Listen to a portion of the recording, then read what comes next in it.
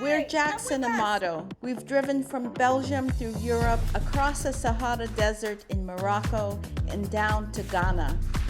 We are overlanding the world, and right now, the Philippines. For 31 days, Bahay Cruiser will drive south to Mindanao and back. In this third episode, we're leaving Mayon Volcano and pushing through to the artisans of Sorsogon Bay and catching the ferry from Matnog to the port of Allen. Leaving the shadow of Mayon Volcano, we were immediately met with the raw power of the recent typhoon. The roads were a maze of downed trees and tangled power lines. Because the Bahay Cruiser sits so high, we had to get creative. Past the wire? Past the wire. Okay. While we were stopped, we saw an opportunity to solve a problem. Our bed frame needed extra support, so we harvested a piece of bamboo from the roadside.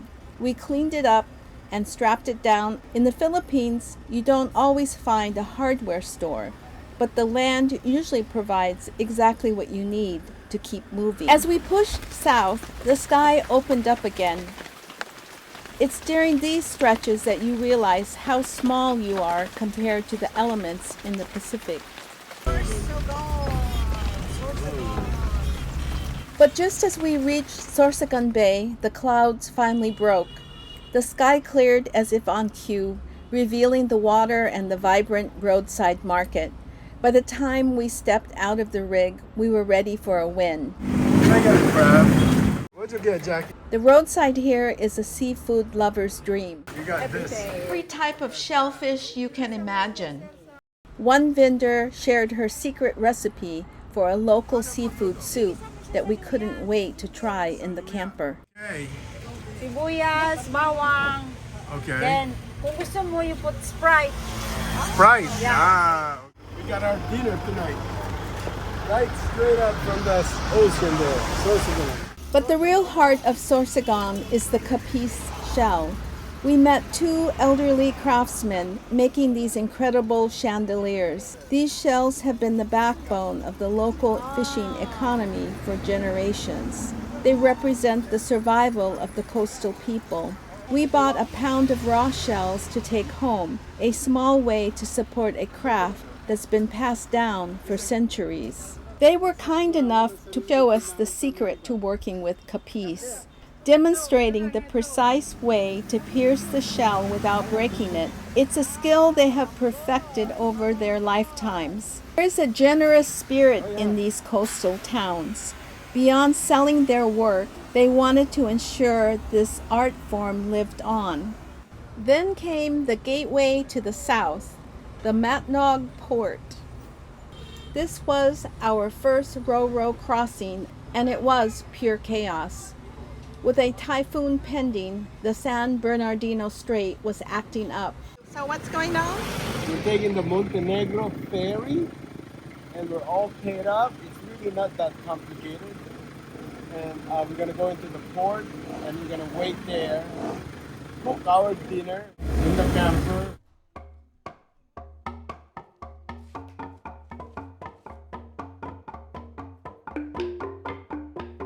We're here at the port. The last ferry is unloading. While we sat in the long line of trucks, we didn't waste a second. We fired up the stove and cooked that fresh seafood soup.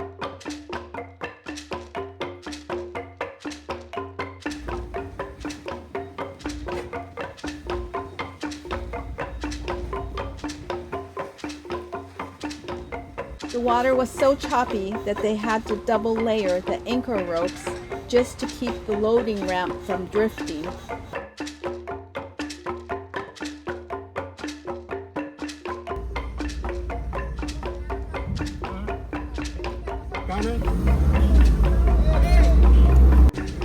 The ferry left Matnog incredibly late, and we didn't hit dirt in the port of Allen until 11:30 p.m. What a day. We started at the Mayon Volcano. We woke up to that. Drove to Sorsogon. Now we're on a ferry leaving Luzon for the Visayas. And it's not over yet. This is our clams. It is in the box to prevent spilling. But look at fresh. It's quite delicious. Yeah. Good, huh? Wow, try that. It was pitch black, raining, and there wasn't a single street light in sight. We were navigating the narrow, one-line streets of Caba, essentially lost and looking for a soul to ask for help. So we pulled into this little plaza in the town. It was around 11:30 at night when we finally got here.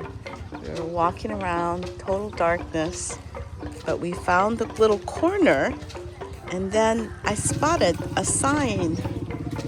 And I walked closer and I was so happy to read this. Parking pay Summer Point. 4 wheels overnight, $150 to $100 per day. Jackie, there, NullaCruising. NullaCruising. Waiting for the rain to stop. We're in a parking lot. Now let's go to a campsite. Bye-bye, little plaza. Very simple but nice. Bye-bye.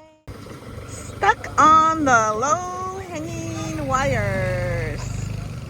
There we go. There we go, Amado. Yan.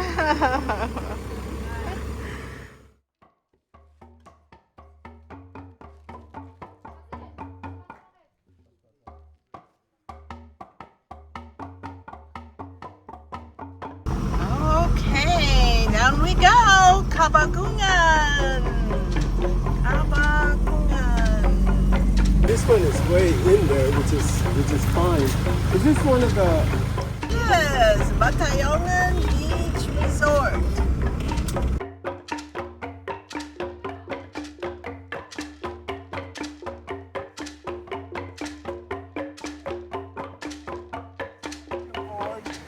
It's all the way over there because there's no sun. No sun. We have solar, but there's no sun.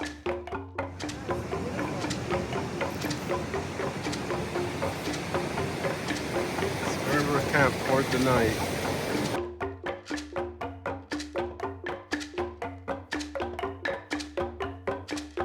Remember that bamboo we picked up along the side of the road at the Mayon Volcano? Well, here we are, and we have time to complete this project. The project is to cut this bamboo, and it will be the corner post for the bed.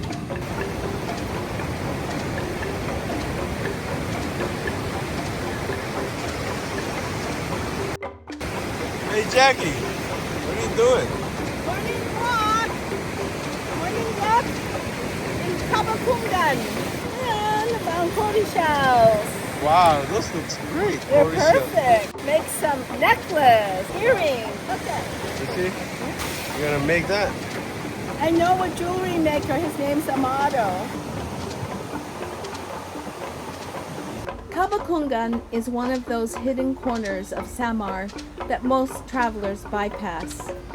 The resort is intimate and raw, tucked away at the end of a long dirt road that keeps the crowds at bay. Walking along the shoreline in the morning or at sunset, you realize that the most difficult paths usually lead to the most beautiful destinations.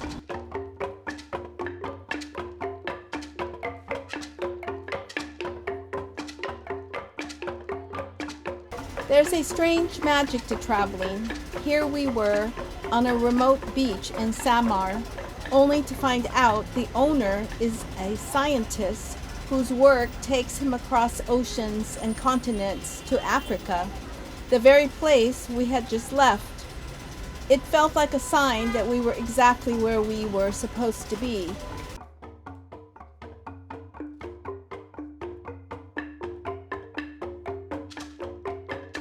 Leaving was the hardest part, especially with the local women who had warmly welcomed us lining the road to wave us off. treating us less like tourists and more like family.